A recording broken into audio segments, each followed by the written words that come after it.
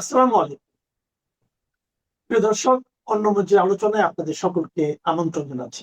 এখন আপনি যেটা বলছেন যে দীনেশ ত্রিবেদী সাহেব দিল্লি গেছেন, যেতেই পারেন। উনি এত বড় একটা গুরুত্বপূর্ণ দেশের, আমাদের মতো বাংলাদেশের একটা ভূ রাজনীতিতে গুরুত্ব আছে, বিশেষ করে প্রতিবেশী দুই দেশের মধ্যে, কাজে উনি যেতেই পারেন। আর আপনি আমাদের পররাষ্ট্রমন্ত্রী ডক্টর খলিলুর রহমান ইউনূস সাহেবেরও, যিনি আহ, নিরাপত্তা উপদেষ্টা ছিল, এবং বাংলাদেশে আজ অবধি একবারও নিরাপত্তা উপদেষ্টা হয়নি, গৌতম দা নিশ্চয়ই জানা আছে। ওই একবারই নিরাপত্তা উপদেষ্টা হয়েছে, তারেক জিয়া ওইটাকে আর পদ রাখেনি, কিন্তু তাকে পররাষ্ট্রমন্ত্রী করেছে। এটাই হচ্ছে রাজনীতির প্যারাডক্সিক্যাল। এবং খলিলুর রহমান সাহেব কিন্তু প্যাথোলজিক্যাল, মানে কোনো টেকনিক্যাল কারণ না, প্যাথোলজিক্যাল আওয়ামী লীগ বিরোধী বা শেখ হাসিনা বিরোধী। 2001 সালে যখন লতিফুর রহমান আমাদেরই সুপ্রিম কোর্টের, বাংলাদেশ সুপ্রিম কোর্টের প্রধান বিচারপতি ছিলেন, কিন্তু আমি তাকে দ্বন্দ্বিত বা আমি তাকে নিন্দা জানাই। উনি প্রথম বাংলাদেশের কেয়ারটেকার ব্যবস্থাকে পলিউট করেছিল, মানুষের মধ্যে সন্দেহ সৃষ্টি করেছিল। তার আগে রাষ্ট্রপতি শাহাবুদ্দিনের অস্থায়ী সরকার এবং বিচারপতি হাবিবুর রহমান শেলী সাহেবের কেয়ারটেকার সরকার, দুই সরকারই মানুষের আস্থা রেখেছিল। কিন্তু লতিফুর রহমান যেখানে সৈয়দ ইস্তাক আহমেদ ছিল, তারা একটা মিশন নিয়ে নেমেছিল যে বিএনপি জামাতকে ক্ষমতায় দেবে, আওয়ামী লীগকে হারাবে। তো যাই হোক, তো সেখান থেকেই একটা খলিলুর রহমান কিন্তু তখন ওই লতিফুর রহমানের এপিএস ছিল, পলিটিক্যাল এপিএস। তারপরে উনি আওয়ামী লীগ ক্ষমতা আসার আগ দেখ দেবতে দেশ ছেড়ে চলে গেছিল, চাকরিও নেই, রজার খলিল হয়েছে, কি নাম হয়েছে তাও আমি জানি না। এখন প্রশ্নটা হচ্ছে, এইটা তো গৌতম দা যথার্থই বলেছেন অভিজ্ঞ সাংবাদিক হিসেবে, এগুলো যে কথা, এগুলো আপনার ডোমেস্টিক কনস্টিটিউন্সিকে অ্যাড্রেস করা। ধরেন যদি কথার কথা, আমি অনুমান করছি, সবই অনুমান। এখন একান্ত বৈঠকে দীনেশ ত্রিবেদী আর আমাদের সম্মানিত প্রধানমন্ত্রী কি বৈঠক হয়েছে তো আমরা প্রিজিউম করতে পারবো না, ওয়াই গেস করতে পারি। কিন্তু যদি আলোচনাও হয়, কথার কথা, শেখ হাসিনা ফিরলে কি হবে, আওয়ামী লীগের নিষেধাজ্ঞা কি হবে, তা এখনই কি খলিলুর রহমান বা বাংলাদেশের গভর্নমেন্ট এটা বলবে? এটা বলবে না, এবং এটা বলার অপেক্ষাও রাখে না। আমি ওইটাকে গুরুত্ব দিতে চাই না। তবে খলিলুর রহমান দেখলাম কোন একটা পত্রিকায় উনি বলেছেন যে শেখ হাসিনা প্রেস কনফারেন্স করে বিচার বিভাগকে বৃদ্ধাঙ্গুলি দেখিয়েছে। আমি খলিলুর রহমানকে একটা প্রশ্ন করতে চাই, পররাষ্ট্রমন্ত্রী সাহেবকে। শেখ হাসিনা বাংলাদেশের একটা আদালতের রাইট অর রং ফাঁসির দণ্ডপ্রাপ্ত আসামি। বর্তমান সম্মানিত প্রধানমন্ত্রী তারেক জিয়াও বাংলাদেশেরই একটা আদালত থেকে যাবজ্জীবন দণ্ডপ্রাপ্ত আসামি ছিল, অন্যান্য অনেক রায়ের মতো। এবং আমাদের হাইকোর্ট, যুগে যুগে তো আমাদের সুপ্রিম কোর্ট, আপিল বিভাগ, হাইকোর্ট সরকারের সুরে সুরে কথা বলে। এবারও যেরকম এই আন্তর্জাতিক ট্রাইব্যুনাল শেখ হাসিনা নিউজ ছাপাবে না বলে একটা অর্ডার ছিল, সেটা তো ট্রাইব্যুনালের। আর আমাদের হাইকোর্ট থেকে দুইবার রিট করে তারেক জিয়ার নিউজ যেন কেউ না ছাপায়, সেই জন্য নিষেধাজ্ঞা ছিল। তাতে কি তারেক জিয়া থেমেছিলেন? আপনাকে বুঝতে হবে, তারেক জিয়া, বেগম খালেদা জিয়া প্রয়াত, এবং শেখ হাসিনা, এরা অবশ্যই সবাই মানুষ, কিন্তু এরা একটা রাজনৈতিক দলের প্রধান, যে যার মতো। এবং দুটোই বড় রাজনৈতিক দল, বিশেষ করে আওয়ামী লীগ বিএনপির চেয়ে বড় বই ছোট নয়। তো তার দলের সভানেত্রী তার বিদেশি সাংবাদিক, দেশি সাংবাদিকদের সঙ্গে কথা বলবে, এর সঙ্গে আদালতের বৃদ্ধাঙ্গুলি দেখার কি আছে? আর আমি এই প্রসঙ্গে খলিলুর রহমান সাহেবকে স্মরণ করিয়ে দিতে চাই, আমি কোনো সমালোচনা করছি না, বর্তমান সম্মানিত প্রধানমন্ত্রীর মা, সাবেক প্রধানমন্ত্রী, আপনি এখন অনলাইনে ইউটিউবে সার্চ দিলে পাবেন, একজন শোকাতুর মা হিসাবে, একজন সন্তানের আহত হওয়ার ঘটনায় ব্যথাতুর মা হিসাবে 8 সালে বলেছিল, আমার ছেলে আর রাজনীতি করবে না, ওকে বাঁচতে দিন, ওকে ট্রিটমেন্টে দিন। এবং জনাব তারেক জিয়া কিন্তু মুচলেখা দিয়ে যে আমি আর রাজনীতি করব না, এই কথা বলেই ওই সময় জরুরি আইনের কাছ থেকে পারমিশন নিয়ে ট্রিটমেন্টে গিয়েছিল, উনি আর রাজনীতি করবে না। আমি এটার দোষ গুণ বলছি না, এটা হচ্ছে ইতিহাসের বর্ণনা করছি আমি, ফ্যাক্টস। আমাদের কোর্টে যেরকম বলি স্টেটমেন্ট অফ ফ্যাক্টস, এটা কৌশল হতেই পারে। তো তারপর তো তারেক গিয়ে ওখানে গিয়ে আমরা আনন্দিত যে সুস্থ হয়েছেন উনি, কারণ ওনার উপর যে অত্যাচার হয়েছে অমানসিক। তো উনি সুস্থ হয়ে তো রাজনীতি নিয়মিত করেছে, আওয়ামী লীগ সরকারও তাকে ফেরত চেয়েছে বহুবার। আর শেখ হাসিনা তো কোনো জায়গায় মুসলেখাও দেয়নি, লিটারাল অর্থে পালিয়েও যায়নি। ওয়াকারুজ্জামানের নেতৃত্বে আর্মফোর্স তাকে তারেক জিয়াও যেরকম তার জীবনহানির আশঙ্কা থেকে ট্রিটমেন্টের জন্য গেছেন, শেখ হাসিনাও সেই সময় জঙ্গি মব এগুলো থেকে তার জীবন নিরাপত্তা করার জন্য আমাদের দেশের সেনাবাহিনী প্রধানমন্ত্রীর মর্যাদা দিয়ে আমাদের বন্ধু রাষ্ট্র ভারতে রেখে এসছে তার সিকিউরিটির জন্য। এবং ভারতের নানা দোষ ত্রুটি আছে, আমরাও আলোচনা করি, কেউই দোষ গুণের ঊর্ধ্বে না, কিন্তু ভারতের তো একটা আতিথেয়তার দীর্ঘ ঐতিহ্য আছে, দালাই লামাকেও তার আশ্রয় দিয়েছেন। আমাদের মহান মুক্তিযুদ্ধে 1 কোটি লোককে শরণার্থী রেখেছেন।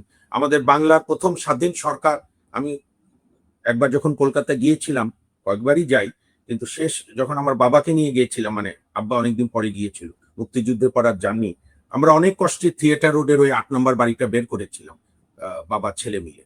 তো যাই হোক, তো সুতরাং শেখ হাসিনা কথা বলবে না কেন? আর ওনারা যে বলছে প্রত্যার্পণ, দাদা ভালো বলেছেন, মনের ভেতর থেকে প্রত্যাবর্তনই বেরিয়ে গেছে। তো যাই হোক, যেটাই বেরো, তো শেখ হাসিনা তারেক জিয়া তো কোনোদিন আসতে চাননি তার দ্বন্দ্বাদেশ থাকা পর্যন্ত। ইভেন এগুলো থেকে খালাস পাওয়ার পরও উনি তো আসার 12 দিন আগে বলেছে ওনার আসাটা একক নিয়ন্ত্রণাধীন নয়, তাই না? শেখ হাসিনা নিজে আসতে চাচ্ছে। তো এতে তো আমি বরং বিএনপির তো ভার কমে যাচ্ছে, ওনাকে ফিরিয়ে আনার ঝামেলা নেই, উনি নিজেই আসছে। আমি বরং এখানে একটা কথা বলি, আওয়ামী লীগ যে বড় রাজনৈতিক দল, তার নানা দোষ ত্রুটি সত্ত্বেও তার সমর্থক গোষ্ঠী বাংলাদেশের ভোটারদের 40%কে প্রতিনিধিত্ব করে। সব মিলে ইন্ডিয়া, আপনার ইউরোপের দেশ, আমেরিকার মিলে কত বড় জোর 50,000 বাইরে গেছে, বা 1 লাখই ধরলাম কথার কথা। তারপরে তো সিটিং এমপি 100 থেকে 110 জনের বেশি বোধহয় জেলে আছে, মন্ত্রীরা জেলে আছে। তো শেখ হাসিনা তো একজন রাজনৈতিক নেতা, একটি বড় দলের সর্বোচ্চ নেত্রী, এবং ওনার তো নেতা কর্মীদের ব্যাপারে ওনার ভালোবাসা, তো ওনার দলের মধ্যে কোনো বিতর্ক নাই, ওনার দল তো আরো ইউনাইটেড। তো ওনার মতো করে উনি আসবে, এসে আমি তো বরং মনে করি শেখ হাসিনা আসলে আমি যে প্রতিষ্ঠানে দিনের 12-13 ঘন্টা কাটাই, সেই সুপ্রিম কোর্টের আপিল বিভাগকে মহাপরীক্ষার সামনে দাঁড়াতে হবে পুনিয়া ভাই। আমি ধরেন অন্য অ্যারেঞ্জমেন্ট কি কি এগুলোর মধ্যে আমি গেলাম না, আমার ওইটা চ্যাপ্টার না। কিন্তু উনি যদি শেখ হাসিনা আসার আগে ধরেন ওনার কোনো লয়ার নিয়োগ দিলেন, ওই লয়ার পরামর্শ দিল যে আপনি আসার আগে আপনি লেটার পত্র দেন, আপনার পক্ষে এখানে অসংখ্য আওয়ামী লীগ আছে, তার দুঃসম্পর্কে আত্মীয় স্বজনরাও আছে, বা যে কেউ তার দলের কর্মী নেতাও।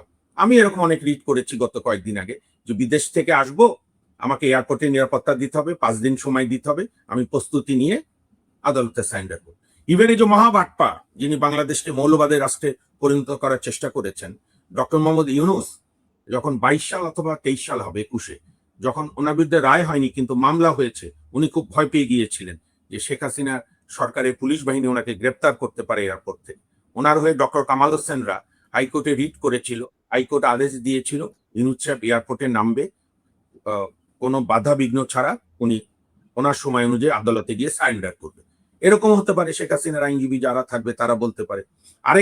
আরেকটা উনি করতে পারে, ওইটা ছাড়াও এই যে আইসিটির যে রায়, এই পুরো রায়কে ধরেন আপিলের মেয়াদ নাই, সেটা আপিল বিভাগে ফাইট করতে পারে। আরেকটা উনি করতে পারে, এই হাইকোর্টে আইসিটি কোর্টের যে বিচার, সে বিচারকে উনি চ্যালেঞ্জ করতে পারে।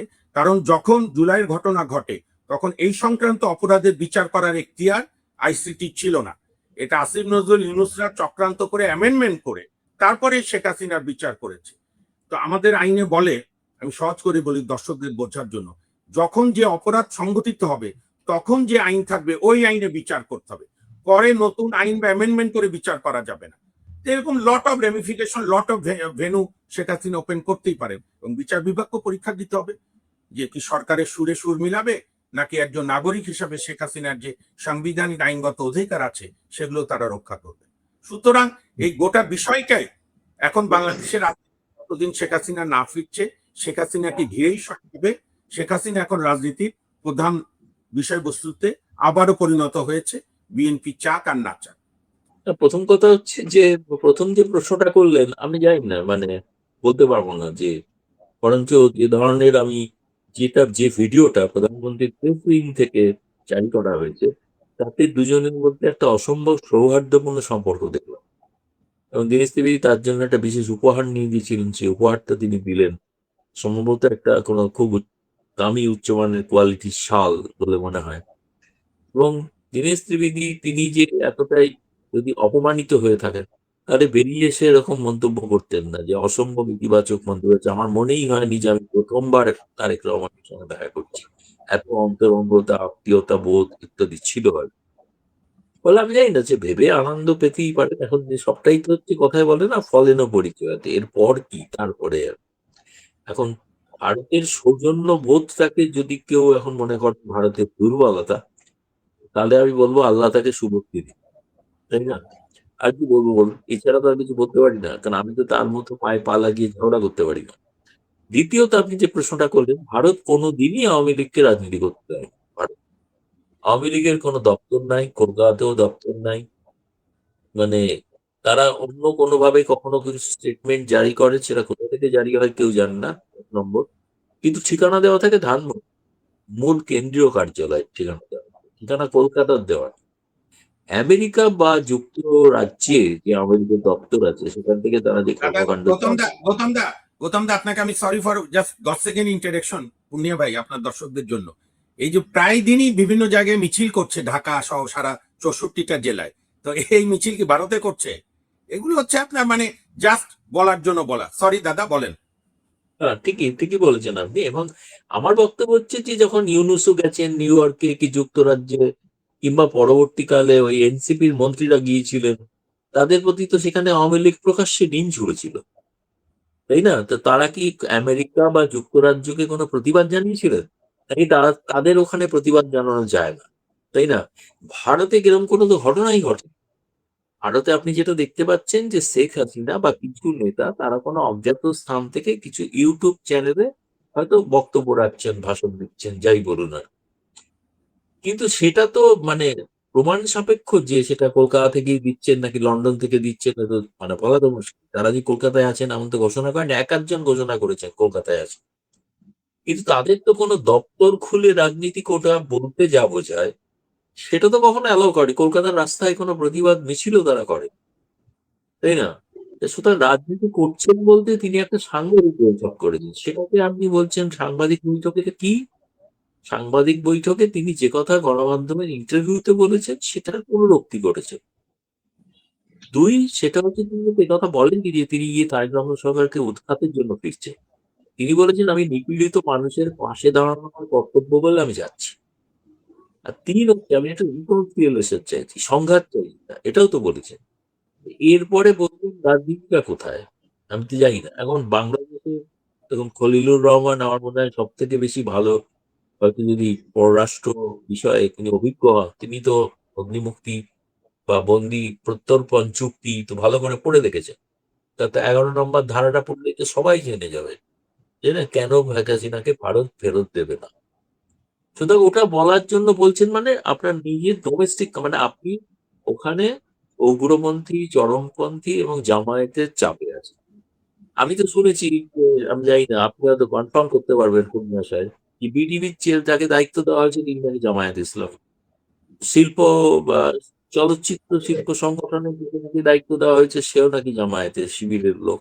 তো শিবিরের লোককে তারেক রহমান সরকার অ্যাপয়েন্টমেন্ট দিচ্ছে, তার মানে কতটা চাপে আছেন ভাবুন। ফলে তাদের তো এই কথাগুলো বলতেই হবে। তাদের ধারণা হচ্ছে যদি চাপে না থাকি তাহলে এরা আবার রাস্তায় নেমে আমাদেরকে উৎখাত করে দেয়। কিন্তু সেটা পারবে কি পারবে না সেটা তো পরের কথা। কিন্তু সেখানে কিন্তু তাদের রক্ষা কবচ হবে আওয়ামী লীগ। আর প্রয়োজনে রক্ষা কবচ হবে ভারতের যে কারণে গিয়েছিলেন। সুতরাং আমার মনে হয়েছে যেটা আপনি দেখছেন সেটা সঠিক চিত্র নয় বাংলাদেশের। বাংলাদেশের নিশ্চয়ই অভ্যন্তরে আমার মতে কিছু ঘটনা আগামী দিনে ঘটতে পারে, সেটা সম্পর্কে সতর্ক করতেই কিন্তু অনেকে বলছেন যে আচ্ছা শেখ হাসিনার সেল প্রত্যাবর্তন তার জন্য তারা ব্যবস্থা করতে গেছে, কারণ যেহেতু তারা আবার যারা গেছেন সেই টিমটা আবার প্রধানমন্ত্রীদের নিরাপত্তা দেখে। এসপিজি, স্পেশাল প্রোটেকশন গ্রুপ ভারতে একমাত্র প্রধানমন্ত্রীর জন্য নিরাপদ। তাহলে তারা যখন যাচ্ছেন হয় তারেক রহমানকে তারা সেই আশ্বাস দিচ্ছেন যে আপনাকে প্রধানমন্ত্রী সুলভ নিরাপত্তা ব্যবস্থা থাকবে, যেটা ভারতে এটা একমাত্র পান নরেন্দ্র মোদী, তার জন্য একটা স্পেশাল। মানে আগে আমাদের নিয়ম ছিল যে সাবেক প্রধানমন্ত্রীরাও পেতেন এদের আহ, নিরাপত্তা। সেইটা মোদী সরকার আসার পর সেই আইনটাকে পরিবর্তন করে এখন করা হয়েছে কেবলমাত্র সিটিং প্রাইম মিনিস্টারের জন্য। বাকি যারা প্রধানমন্ত্রী বা তার পরিবারের লোক যারা, তারা আর এই নিরাপত্তাটা পাবেন না। তাদের জন্য বিশেষ একটা কমান্ডো বাহিনী তৈরি করা আছে, তারা এসপিজি মতো নয়, এসপিজিটা খুবই উন্নত, দক্ষ, আধুনিক শিক্ষায় শিক্ষিত, আধুনিক রকম টেকনিকে শিক্ষিত একটা দল, সশস্ত্র দল। তো তাদের জন্য ওখানে যাওয়াটা সেই জন্য আমারও প্রথমে একটু খটকা লেগেছিল যে এসপিজি, কারণ এই পড়ার জন্য আবার এসপিজিও দেখেন। তো এবং তার সঙ্গে আরেকজন গিয়েছেন সেকেন্ড ম্যান, যিনি তিনি এসপিজি, দ্বিতীয় জন এসপিজি, তৃতীয় জন একজন বাঙালি শৈবাল, তিনি রয়ের অফিসার, তিনি বাংলাদেশ ডেস্কের দায়িত্বে আছেন, বাংলাদেশ ডেস্ক দেখেন না। চতুর্থ জনও তাই আর কি। ফলে এখন যেটা মনে হয়েছে আমার, এই যে ওদের যাওয়াটা ফলে অনেকটাই সেজন্য আমি আগ বাড়িয়ে কোনো জল্পনা বা কোনো স্পেকুলেশন এরকম কিছু করতে চাইছি না, কারণ সত্যি সত্যি আমার কাছে হার্ড নিউজ বলতে যদি বলেন তাহলে সেটা নেই। হার্ড নিউজ যেটা আছে যে এরা গেছেন সেটা সবাই দেখেছেন এই পর্যন্ত। এখন তার ফলে নানা রকম জল্পনা চলছে। ধরুন আমি দেখেছি আওয়ামী লীগ পন্থীরা মনে করছেন যে শেখ হাসিনা ফিরে যাওয়ার পরে নিরাপত্তা ব্যবস্থা তৈরি করতে গেছেন, সেটার আমার কোনো কনফার্মেশন নেই, নিশ্চয়তা নেই। আবার কেউ উল্টো কথাও বলছেন যে তারা হয়তো অন্য কিছু বলতে গিয়েছেন। মানে আমি বলছি যে কি আলোচনা, গোয়েন্দা লেভেলের তথ্যকে প্রকাশ্যে আলোচনা করাটা খুব সমস্যা আছে, খুবই মুশকিল। অনেক সময় ওই যে জানতে পারলেও বলা যায় না, সেটা অফিসিয়াল সিক্রেটস এর মধ্যে পড়ে। ফলে আগামী দিনটা খুব ইন্টারেস্টিং, দেখা যাক এর মধ্যে বিদেশ টিভি দিয়ে আরো নতুন কিছু আলোকপাত করবেন। আর একটা হচ্ছে আগামীকাল আমাদের পররাষ্ট্র মন্ত্রণালয়ের সাপ্তাহিক ব্রিফিং হওয়ার সম্ভাবনা আছে। ব্রিফিং এ তো এই জাতীয় সব প্রশ্নই উঠবে। ফলে তখন হয়তো একটা ভারত সরকারের মতামতটা জানা যাবে, যেটা অথেন্টিক হবে। আমি আওয়ামী লীগ নেতা কর্মীদের থেকে খবর পাই, তারা অনেক সময় জানায় যে তারা প্রস্তুতি নিচ্ছে, মানে যাতে একটা বিশাল সংখ্যক মানুষ জমায়েত হয় তার প্রস্তুতি তারা নিচ্ছেন এখন থেকে। এখন এরপরে কাল থেকেই আবার তারেক রহমান নেমে তাদের গ্রেফতার করা শুরু করবেন কিনা আমি জানি না, কিন্তু সেটাও আমি প্রস্তুতি দিল্লিতে কিন্তু মানে সেরকম দেখছি না। দিল্লিতে হ্যাঁ প্রাক্তন স্বরাষ্ট্রমন্ত্রী তিনি এসেছিলেন, কারা কারা কোন কোন নেতা যেতে পারেন সব দেশে। আমার মনে হয়েছে কি জানেন, আমার যেটা মনে হয়েছে সেটা হচ্ছে যে শেখ হাসিনা এই ঘোষণাটা দিয়ে তারেক রহমান সরকারকে একটা সুযোগ দিচ্ছেন যে আলোচনার টেবিলে বসার। সেটা যদি উপেক্ষা করে তাহলে কিন্তু শেখ হাসিনা যাবে রীতিনীতি সিদ্ধান্ত নেবে। ভারত সরকারের তো কিছু করার নেই, বা যেভাবে ভারত সরকারের ভারতে তিনি এসেছিলেন সেটা আলাপ আলোচনার মাধ্যমে, ফলে আবার আলাপ আলোচনার মাধ্যমেই তিনি ফিরবেন। এটা নিশ্চিত আপনাকে বলতে পারি। তিনি কারাবন্দী হয়তো হতে পারেন, জেলবন্দী হিসেবে তার জন্য তিনি পরোয়া করছেন না, কিন্তু তার মানে জঙ্গিরা ছাড়া সরকারিভাবে রাষ্ট্র তাকে হত্যা করবে, এটা আমার মনে হয় সেটা সম্ভব নয়। আর কারণ এটা গোটা দুনিয়াতে প্রশ্ন উঠে যাবে, সেটা সম্ভবই না। এত বড় দেশের মানে এত বড় একজন নেত্রী যিনি এতদিনের প্রধানমন্ত্রী এবং প্রথম মহিলা প্রধানমন্ত্রী যিনি এত দীর্ঘকাল থেকেছেন ক্ষমতায়, তার ভুল ভ্রান্তি সেটা সেকেন্ডারি, সেটা অন্য বিষয়। কিন্তু তাকে এইভাবে হত্যা করে দেওয়া, মানে ফাঁসি দেওয়া মানে আপনি হত্যা করবেন, তাই তো, তো হত্যা করে দেবেন প্রকাশ্যে, এটা আজকে সভ্য জগতে কেউ মেনে নেবেন বলে আমার মনে হয়। আপনি বলেছেন একবার, আর একবার রিপিট করে শেষ করি। বঙ্গবন্ধুকে হত্যা ফাঁসি দিতে চেয়েছিল জুলফিকার আলী ভুট্টো। দুঃখের বিষয় শেষ পর্যন্ত ধান ঘটে গেল, বঙ্গবন্ধু দেশ স্বাধীন দেশে ফিরলেন। তাহলে ডিসেম্বরে এরকম ঘটনা জি দাদা, এই আচ্ছা আমি ছেড়ে দিই আপনাকে। এই পর্যায়ে একটু আমি আপনাদের দুজনকে, আপনাদের সম্মিলিত আলোচক দুজনকে এবং আমাদের দর্শক ধন্যবাদ জানাতে চাই। আমি এই পর্যন্ত যতগুলো লাইভ শো করেছি, মানে আমার দর্শকরা আপনারা দুজনের আলোচনা এত মুগ্ধ হয়ে শোনেন যে আজকের এই শোতে আমার এই চ্যানেল শুরু হওয়ার পর থেকে শোতে সর্বোচ্চ সংখ্যক লাইভ দর্শকের উপস্থিতি আছে। কয়েক হাজার মানুষ আপনাদের আলোচনা শুনছেন, সেই জন্য আপনাদের দুজনকে ধন্যবাদ এবং কৃতজ্ঞতা। দর্শক সাহেবের কৃতিত্ব, ওনার শোনার জন্য তো লোক বসে থাকে। ওরা কি আছে। আমি যেটুকু বুঝি, আপনি কোনো ভাস্কর্যকে যদি পুজো করেন বা ধরেন, সবচেয়ে আমাদের ইসলাম ধর্মে কি আল্লাহর সঙ্গে শিরকি করা যাবে না। আল্লাহ এক ও অদ্বিতীয়, এবং তার নবী, শেষ নবী হযরত মুহাম্মদ সাল্লাল্লাহু আলাইহি সাল্লাম আল্লাহ কর্তৃক প্রেরিত ওনার শেষ প্রতিনিধি। যারা ইসলাম ধর্মে বিশ্বাসী তারা এই দুইটাকে নিয়ে কোনো আপোষ করে না, করার সুযোগও নেই।